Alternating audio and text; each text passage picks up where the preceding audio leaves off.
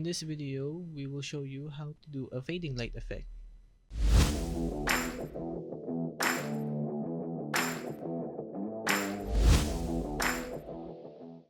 So in order for us to make this, we would be needing the following components.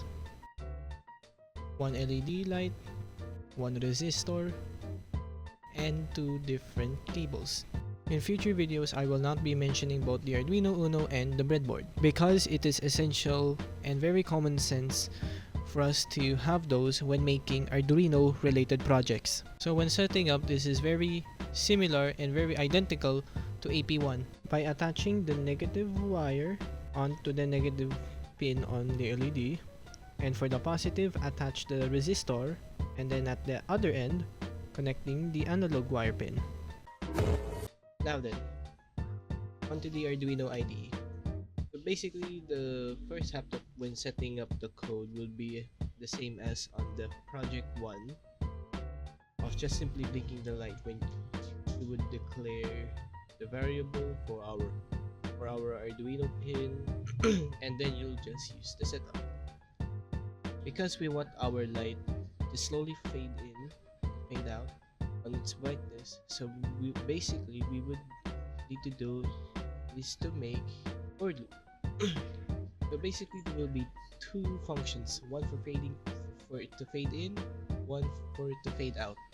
So when starting up our fade in function, first we would use a for loop function that when we declare the integer that starts at 0, this will be our starting point. Once the starting point is at 0, next is that we want to set our brightness up until it reaches to 225, and then lastly the final condition is we will increment it by 1, and so after that we would simply output the expected conditions and then lastly we would add a simple delay up to at least 5, because this will output. So just adding this small delay would slowly increase the inputs. Once you're finishing with the fade in, so basically when you try to do a fade out, basically you would do the opposite.